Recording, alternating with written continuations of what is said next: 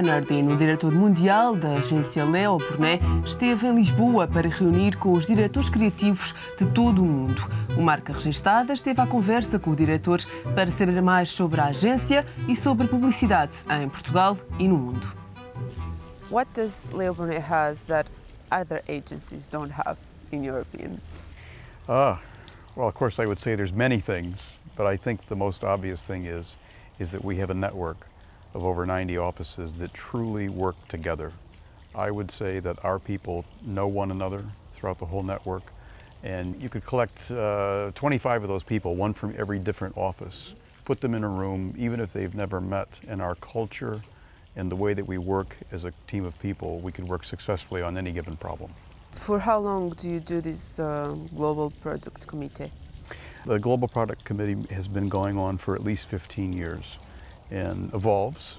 In its current form, it's very much surrounds our humankind philosophy, and we judge the creativity based on its ability to transform people's behavior through the creativity. How important is that for the agency? Extremely important. And it's much more, it's not just us giving awards to one another internally. It's really using it as a tool to manage the creative talent of the agency, both in being able to recognize offices that are outstanding and overflowing with talent, so we can take that talent and perhaps relocate it to other parts of the world, but also to look at parts of our organization. For example, we look not only office by office, but we look at client by client. So we just got through looking at McDonald's. Yesterday we looked at Kellogg's.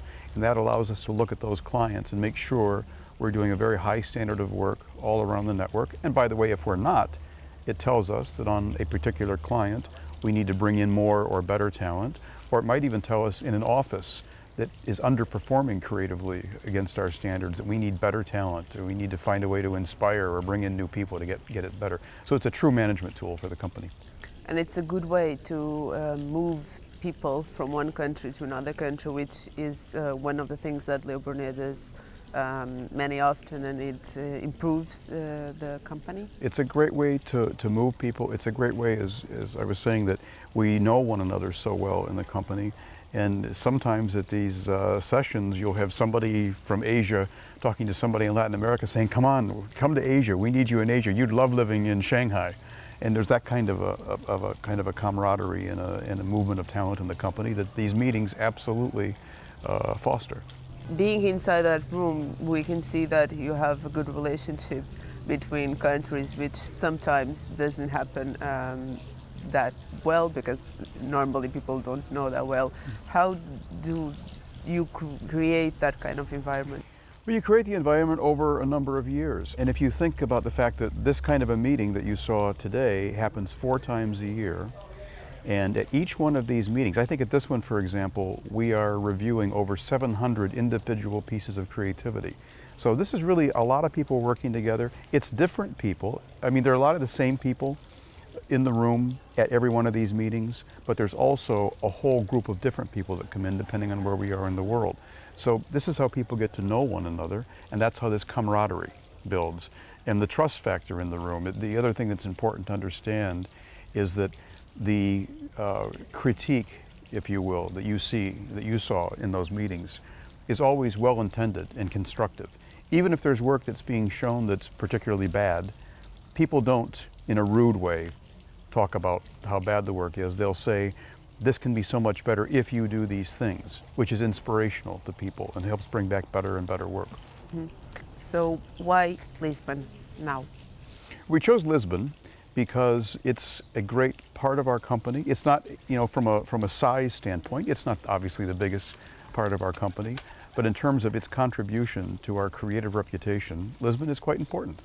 And the talent that we have here in this office contributes greatly to our worldwide reputation. So we wanted to be here, bring everybody here, bring everybody to a beautiful city like Lisbon, of course, and to our lovely offices that we have here as well. In Portugal, Leo has earned a few important awards already. How do you see the agency here? I see the agency here with a good, and even I could say a disproportionate share of talent. They've got so much talent here in the office, and the spirit is so incredible.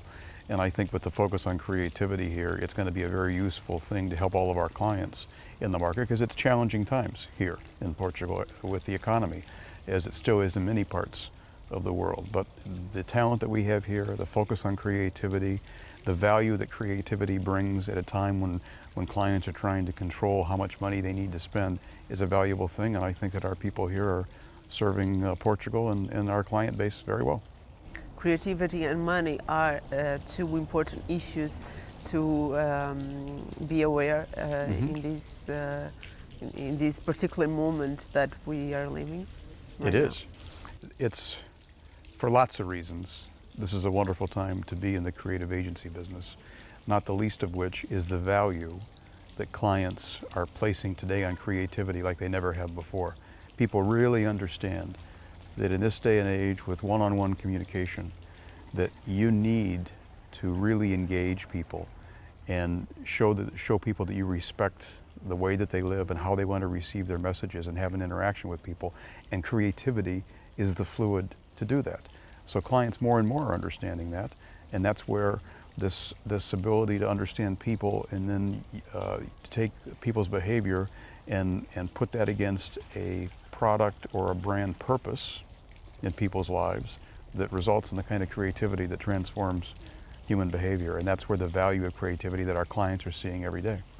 People's behavior has changed because we are in a financial and economical crisis, and things are obviously starting to be different. We are consuming in a different way. Absolutely right. Do you think that's going to change how brands and agencies think their creativity from now on? I think not only has it, or will it, it certainly will, and it has already, because this goes back to the value proposition.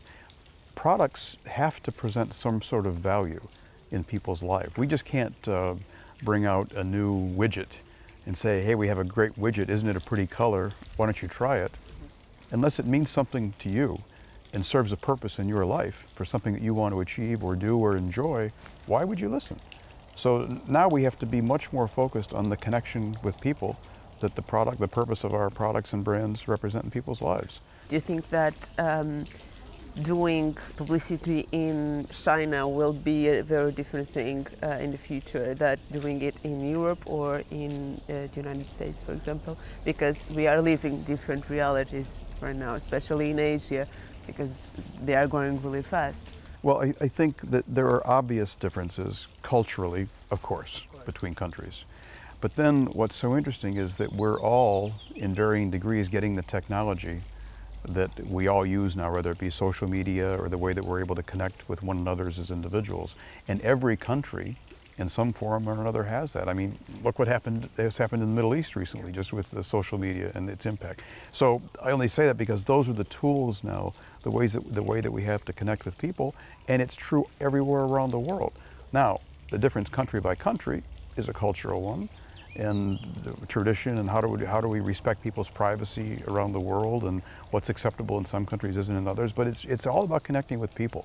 So in terms of the overall desire and need to understand a product or a brand purpose and juxtapose that against behavior in a certain culture is where the great creative ideas come from that transform behavior. Mm-hmm. Philip Morris, Nintendo, McDonald's, Kellogg's and Fiat, just a few of your biggest clients. How are these relationships going in this particular moment of crisis? They're going very well. And one of the things that we are very fortunate to have, Leo Burnett, are clients like you just listed, and they're the kind of blue chip clients that are stable. So while they may pull back slightly, they don't stop spending. They understand the importance of spending and having to be much more focused in how their messages are reaching the customer, obviously. But it's a blessing to have these kind of clients in our portfolio because they are relatively stable. And they are with you for many years. What is your oldest client? You mentioned Philip Morris. Philip Morris is more than 50 years. Kellogg's is more than 50 years. It's a long list. McDonald's is, I think, over 30 years. So these are all long-lived clients. And by the way, you know, that's not just because I think we're pretty nice people at Leo Burnett, but that's not the reason you stay with an agency. You stay with an agency because your agency is forward-thinking and really understanding what's happening in the marketplace and really living the success of our clients' brands with us. So we're constantly challenged, and we're doing the jobs that we need to do with our clients to help them move markets. Do you think that this relationship between client and agency, for as long as it takes, do you think it benefits the client as well? Well, I think it does benefit the client, and in the relationships that we have are very long-lived relationships. It's because the client and the agency have a relationship of trust and involvement within the brand. So from our standpoint, we're not treated like a supplier, we're treated like a partner.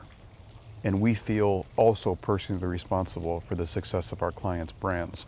So in that case, I think that's exactly why the relationships last so long.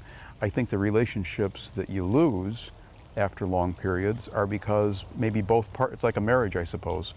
Maybe both partners get lazy and don't work at keeping the relationship fresh and up to date and important and vital. And that's when long relationships are lost, I think. This year, Portugal receives Eurobest. It's a big event for publicity. What are your expectations for that event in 2011? I hope we'll do every bit as well. In that, it's the mission that we are all on, the journey that we're all on at Leo Burnett, led by Mark Tutzel and all our creative leadership and me, is to be the #1 in the world, the most creative agency network in the world. And we're very driven to be that way, and we want to be that way for our clients, and we want to be that way for our own success. And I think that our success here, in the shows here, and the success around the world will continue to climb in that journey. This event is important for Portugal and especially for Lisbon, because it's a big event that is going to take place in Lisbon, and it's going to be talked all over the world, yes, especially in Europe. Do you think that's a good improvement for agencies that work here? I think it's very important, yes, indeed. I think it's important, as you said, having an event like this. To have an event like that, and to have an event that's really a world stage event that's happening right here. Cannes was also one of a good event for Leo, where you have bring home many awards. We did very well last year. I believe the number was 58. And when Mark Tutzel and I started on this journey, I think our number was somewhere around 17 or 18. So the progress has been dramatic, yes, over the past few years into creative leadership. Do you think this year you could have the same luck? I hope we have more this year. Well, that remains to be seen, but we're certainly working very hard to have more. We'll see. What are the plans for the future, globally and in Portugal? Well, I laid one out already. That's to be the #1 agency network in the world for creativity. And with that will be the growth of the company. Because obviously we want to continue to increase in size and success. And the big difference is, in the way that we get there, is we're chasing the creativity. And creativity for our clients, creativity that moves markets. And we know if we can do that, then our growth, our revenue growth, will follow that. So we've got that first, knowing that our growth will follow. So it's that. It's also trying to make sure that we continue to attract the best talent in the marketplace, and that we retain the best talent. Because one of the things that, when you get into the position that we are, one of leadership and increasing recognition within our industry as being so successful and creative, of course people come after our talent. So we need to both retain our talent and continue to attract new talent, and we do that through great work.